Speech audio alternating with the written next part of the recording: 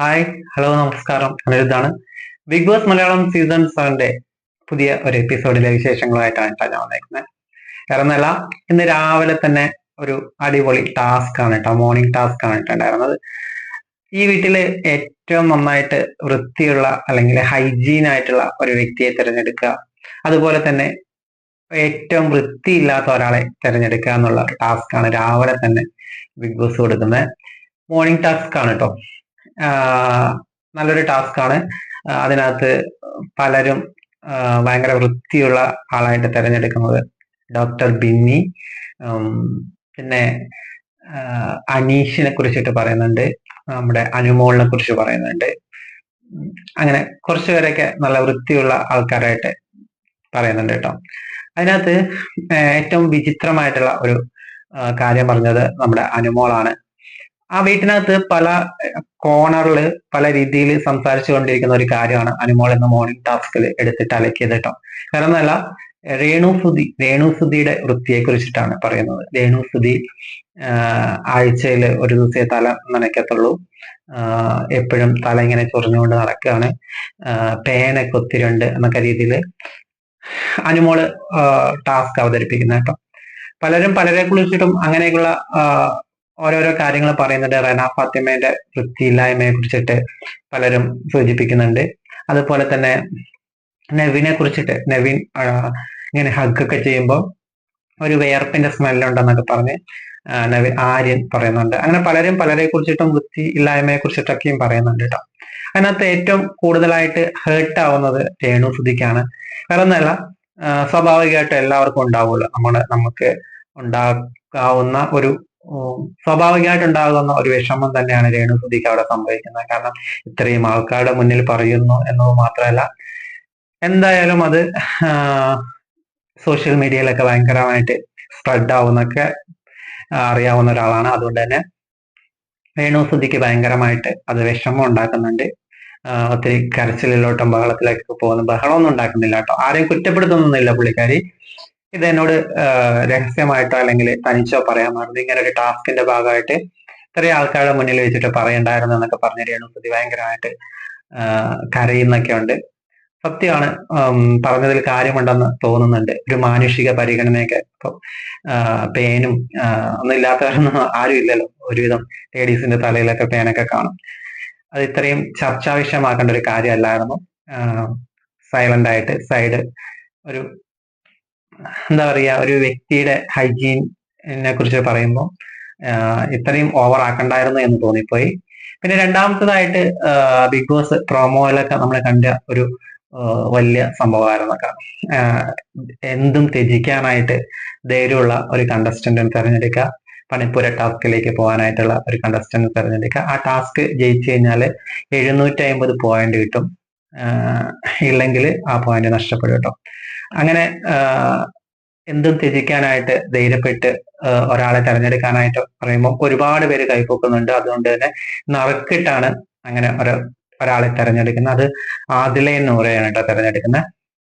ആദിലയും നൂറയും പോയി ടാസ്കില് big boss ചോദിക്കുന്ന ഈ കുടുംബം, അതായത് ഫാമിലി വീക്ക് വരികയാണ്, അതുകൊണ്ട് തന്നെ ഈ വീട്ടിൽ ആരാണ്, ഏത് ഫാമിലിയാണ് വരാനായിട്ട് ആഗ്രഹിക്കുന്നത്, നിങ്ങൾ അധികം ആഗ്രഹിക്കുന്നത് എന്ന് ചോദിക്കുന്നത്.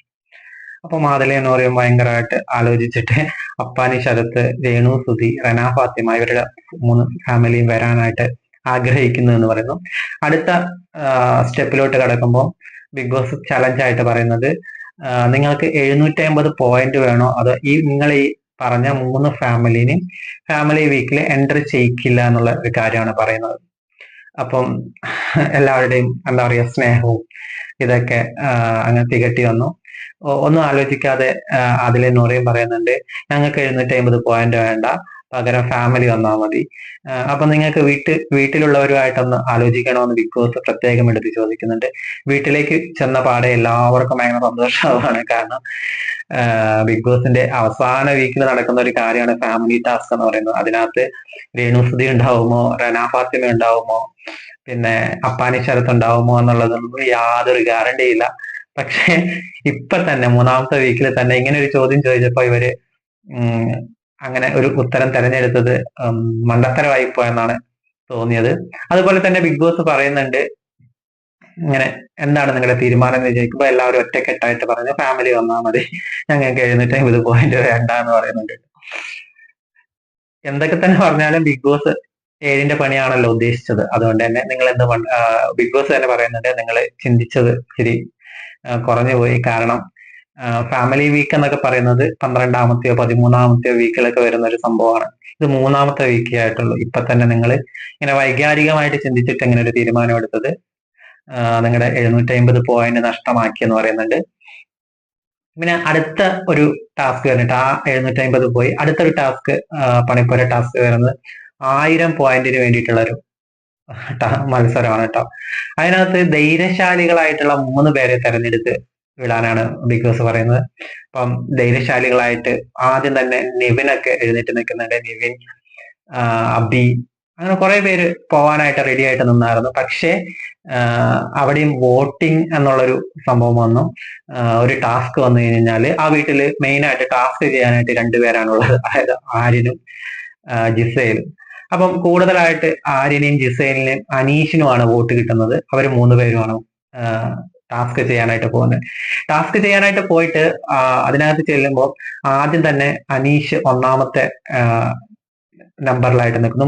മൂന്ന് പേർക്ക് നിൽക്കാനായിട്ട് 3 പോഡിയും അതിനകത്ത് ഓരോ ടാസ്ക് ലെറ്ററും ഉണ്ടായിരുന്നു. അനീഷ് ആദ്യം എടുത്ത ഉടനെ വായിക്കുന്നത്, ഈ സമയം മുതൽ ബിഗ് ബോസ് സീസൺ 7 അവസാനിക്കുന്നത് വരെ ഒരു വാക്ക് പോലും മിണ്ടാതെ മുന്നോട്ട് പോകണം, അതാണ് ടാസ്ക് ചലഞ്ചായിട്ട് കൊടുക്കുന്നത്. അനീഷ് എടുത്ത് വായിച്ച ഉടനെ അനീഷ് വായ അടച്ച് കളഞ്ഞിട്ടോ. പിന്നെ അനീഷ് മിണ്ടുന്നില്ല. അനീഷ് ചലഞ്ച് അക്സെപ്റ്റ് ചെയ്തതായിട്ടാണ് അവിടെ കാണുന്നത്. പിന്നെ ആര്യനും ജിസയിലും ആണുള്ളത്. അവർക്ക് 2 പേർക്കും കറക്റ്റായിട്ട് മലയാളം വായിക്കാൻ അറിയത്തില്ല. അപ്പൊ ടാസ്ക് ലെറ്റർ വായിക്കാനായിട്ട് അനീഷിനോട് ബിഗ് ബോസ് തന്നെ അനൗൺസ് ചെയ്യുന്നുണ്ട്. പക്ഷെ അനീഷ് ബിഗ് ബോസിനെ വരെ തോൽപ്പിച്ചു കളഞ്ഞു കേട്ടോ. കാരണം അനീഷ് ആ വായിച്ച ഉടനെ ടാസ്കിലോട്ട് പോയി. അനീഷ് വായ അടച്ചു കഴിഞ്ഞാൽ പിന്നെ തുറക്കുന്നില്ല. ആര്യന്റെ ടാസ്ക് ലെറ്റർ വായിക്കാൻ പറയുന്നു, ജിസയിലിന്റെ ടാസ്ക് ലെറ്റർ വായിക്കാൻ പറയുന്നു. ബിഗ് ബോസ് തന്നെ ഇടപെട്ടിട്ട് അനീഷിനോട് പറയുന്നുണ്ട്, ടാസ്ക് തുടങ്ങിയില്ല, നിങ്ങൾ ചർച്ച ചെയ്ത് തീരുമാനിക്കേണ്ടതാണ്, അതുകൊണ്ട് സഹായിക്കാൻ പറയുമ്പോൾ അനീഷ് കൂട്ടാക്കുന്നില്ല കേട്ടോ. അനീഷ് ഒരടി മുന്നോട്ടോ പിന്നോട്ടോ വെക്കുന്നില്ല, വായടച്ച് അവിടെ ഒറ്റ നിൽപ്പാണ്. അപ്പം ബിഗ് ബോസ് തോറ്റു മടങ്ങി ഹൗസ് മേറ്റ്സിൽ ഒരാളിനെ വിളിച്ച് ടാസ്ക് ലെറ്റർ വായിപ്പിക്കുന്നു. അപ്പാനി ശരത്ത് വന്ന് ടാസ്ക് ലെറ്റർ വായിക്കുന്നു. ആര്യന് കിട്ടിയ ടാസ്ക് എന്ന് പറയുന്നത് ഒരു ഗ്ലാസ്സിൽ ഉള്ള ജ്യൂസ് ഒറ്റ അടിക്ക് കുടിച്ചു തീർക്കുക എന്നുള്ളതാണ്. 3ാമത്തെ ജിസൈലിന് വന്നത് തലമുണ്ടനം ചെയ്യുക എന്നുള്ളതാണ് കേട്ടോ. തല മൊട്ടയടിക്കുക എന്നുള്ളൊരു ടാസ്ക് ആണ്. അത് കേട്ടപാടെ ജിസൈൽ, അയ്യോ എനിക്ക് പറ്റത്തില്ല, ഞാൻ മേക്കപ്പും ഇല്ല ഡ്രസ്സും ഇല്ല, ഇനിയിപ്പോ തലയും കൂടി മൊട്ടയടിച്ചിട്ട് ഞാൻ എങ്ങനെ ഇവിടെ ജീവിക്കും എന്നൊക്കെ പറഞ്ഞ് ജിസൈൽ ഭയങ്കരമായിട്ട് വിഷമിക്കുന്നുണ്ട്. അപ്പം അതിനകത്ത് എനിക്ക് കാണാൻ പറ്റിയത് ആര്യന്റെ ഷോ ഓഫ് ആണ് കേട്ടോ. ഭയങ്കരമായിട്ട് അലമ്പുന്നുണ്ട് ആ പയ്യൻ. കുറച്ച് ഗ്ലാമർ ഉണ്ട് എന്നുള്ള ഒരൊറ്റ കാരണം കൊണ്ട് അവനാണ് ആ വീട്ടിലെ എല്ലാവരേക്കാളും ഒരു ഭയങ്കര മുന്നിൽ നിൽക്കുന്ന, അവനാണ് ഭയങ്കര വലിയ ടീം എന്നൊക്കെ ഉള്ളൊരു അഹങ്കാരം പിടിച്ച ഒരു ആര്യനെ ഇന്ന് നമുക്ക് ബിഗ് ബോസ് കാണിച്ചു തന്നിട്ടുണ്ട് കേട്ടോ. ബിഗ് ബോസിന്റെ എപ്പിസോഡിനകത്തും ബിഗ് ബോസിന്റെ ലൈവിലൊക്കെ ആര്യന്റെ ഒരു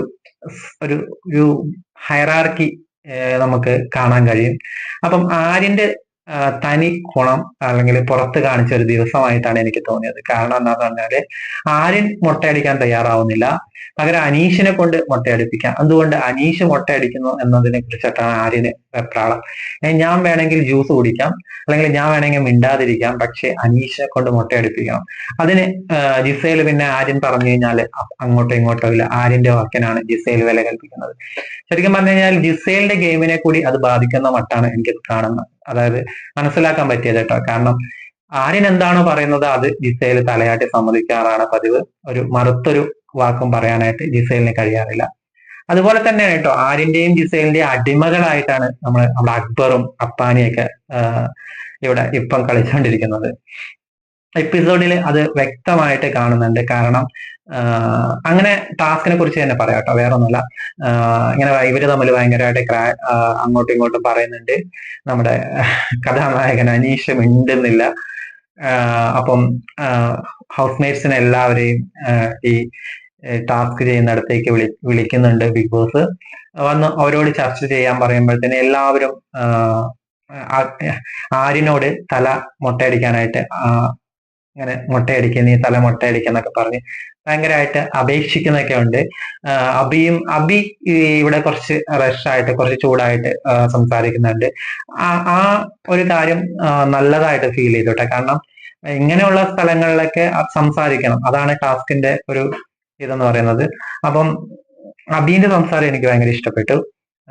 റൂഡായിട്ട് ഇങ്ങനെ ചാടി കളിക്കുന്നതിനെ കുറിച്ചിട്ടല്ല, അല്ലാതെ യഥാർത്ഥത്തിൽ ആര്യനെയും ഒക്കെ ഇവരെയൊക്കെ എന്തിനാണ് ടാസ്കിന് വിട്ടത്, ഭയങ്കര ധൈര്യശാലികളാണെന്നും പറഞ്ഞു വിട്ടതല്ലേ എന്നൊക്കെ പറഞ്ഞിട്ട് അബി സംസാരിക്കുന്നുണ്ട്. അപ്പം അപ്പാനി ശരത്ത് ആര്യന്റെ ചെവിയിലൊക്കെ പോയി പറയുന്നുണ്ട്, നീ ഇത് ഏറ്റെടുക്കണം, ഇത് ചെയ്യരുത്, ഇനി ഇൻ കേസ് നിനക്ക് ഒരാളെ എക്സ്ചേഞ്ച് ചെയ്യാനായിട്ട് പറ്റുവാണ് എന്നുള്ള ഒരാണെങ്കിൽ നീ എന്നെ വിളിക്കണം, ഞാൻ ചെയ്തോളാം, മൊട്ട അടിച്ചോളാം, ഒരിക്കലും അബിയെ വിളിക്കരുത് എന്നൊക്കെ പറയുന്നുണ്ട് അപ്പാനി ശരത്ത് കേട്ടോ. പിന്നെ അങ്ങനെ ഭയങ്കര ക്രാഷ് ആയി ഇവര് ഒരു നടക്കാൻ പോകില്ല എന്ന് കണ്ടപ്പം എല്ലാവരും ലിവിംഗ് റൂമിൽ വന്നിരിക്കാനായിട്ട് ബിഗ് ബോസ് പറയുന്നു. ലിവിംഗ് റൂമിൽ വന്നതിന് ശേഷം ഈ ടാസ്കിന് പോയ 3 പേരെയും വിളിച്ച് ബിഗ് ബോസ് പറയുന്നു, ഇനി നിങ്ങൾ ഈ ചലഞ്ച് അക്സെപ്റ്റ് ചെയ്യാത്തത് കൊണ്ട് തന്നെ നിങ്ങൾക്ക് 1000 പോയിന്റ് നഷ്ടപ്പെട്ടിരിക്കുന്നു എന്ന് പറയുന്നുണ്ട്. അതിനുശേഷം ആണ് അനീഷ് വായ തുറക്കുന്നത്. അനീഷ് ജസ്റ്റ് എനിക്ക് ടാസ്ക് ലെക്ചറിൽ കണ്ടത് ഇങ്ങനെ, ഈ നിമിഷം മുതൽ സംസാരിക്കാൻ പാടില്ല എന്നാണ്, അത് ഞാൻ കറക്റ്റ് ആയിട്ട് ചെയ്തിട്ടുണ്ട് എന്ന് അനീഷ് പറയുന്നുണ്ട്. അപ്പോഴത്തേക്കും നമ്മുടെ വീട്ടില് എന്താ പറയാ കഴുതപ്പുലികൾ എന്നൊക്കെ പറയുന്ന ടീം അക്ബറും അപ്പാനെയും അബിയൊക്കെ ഇങ്ങനെ ചാടി വീഴുന്നുണ്ട് അനീഷിന്റെ മേലേക്ക്. ശരിക്കും പറഞ്ഞു കഴിഞ്ഞാല് അപ്പാനിയും അക്ബറും ഒക്കെ ചെയ്യുന്നത് മഹാ തെണ്ടിത്തരം എന്ന് വേണേൽ പറയാം. വേറൊന്നുമല്ല, ഈ ടാസ്കില് മെയിൻ ആയിട്ട് ചെയ്യേണ്ട ഒരു കാര്യം എന്ന് പറയുന്നത് സംസാരിക്കാതിരിക്കുക. ഏറ്റവും ഈ സീസൺ മുഴുവൻ, അല്ലാണ്ട് കുറച്ച് സമയത്തേക്കോ കുറച്ച് മണിക്കൂറുകളിലേക്കോ അല്ല, സീസൺ മുഴുവൻ സംസാരിക്കാതിരിക്കുക എന്ന് പറയുന്ന ചലഞ്ചാണ് ഏറ്റവും വലിയ ചലഞ്ചായിട്ട് ഫീൽ ചെയ്യുന്നത്. തലമൊട്ടയടിച്ചാലും കുഴപ്പമൊന്നുമില്ല, നല്ല രീതിയിൽ നമുക്ക് സംസാരിക്കുന്നു, ടാസ്ക് ചെയ്യുകയൊക്കെ ചെയ്യാം. പക്ഷെ ഒന്നും മിണ്ടാതെ ഈ ഒരു സീസൺ മുഴുവൻ പോകാന്നുള്ള ചലഞ്ചാണ് അനീഷ് ഏറ്റെടുത്തത്. പക്ഷേ ഇവർക്ക് എല്ലാവർക്കും ദേഷ്യം അനീഷിനോടാണ്. ആര്യൻ അല്ലെങ്കിൽ ജിസയില് മൊട്ടയടിക്കാതിരുന്നപ്പോ അനീഷിന് ചെയ്യാമായിരുന്നില്ല എന്ന രീതിയിലാണ് കേട്ടോ പറയുന്നത്. അങ്ങനെ അനീഷ് അങ്ങനെ അത് അക്സെപ്റ്റ് ചെയ്ത് മൊട്ടയടിച്ചിരുന്നെങ്കിൽ ആര്യൻ ഇങ്ങനെ ഒരു സീസൺ മുഴുവൻ മിണ്ടാതിരിക്കൂ, അതിനെക്കുറിച്ചൊന്നും ഇവർക്ക് ചിന്തയില്ല. പകരം അനീഷിനെ എങ്ങനെ അറ്റാക്ക് ചെയ്യാമെന്നുള്ള വെറും മണ്ടന്മാരായിട്ടുള്ള തീരുമാനമായിട്ടാണ് എനിക്കും ഫീൽ ചെയ്തത്. അക്ബറും അപ്പാനെയൊക്കെ ഒരുമാതിരി ചന്തയിൽ കിടന്ന് തല്ല് പിടിക്കുന്ന ഗുണ്ടകളെ പോലെയാണ് പെരുമാറിയത് കേട്ടോ. വേറൊന്നല്ല, വളരെ മോശമെന്നാണ് പറയാൻ പറ്റുള്ളൂ ഇങ്ങനെയുള്ള ആക്ടറിനെ. അനീഷ് എന്നൊരു വ്യക്തിയെ എന്തും പറയാം, എന്തും ചെയ്യാന്നുള്ളൊരു നിലയിലേക്ക് ഇവര് മാറിയിരിക്കുന്നു എന്നാണ് നമുക്ക് തോന്നുന്നത്.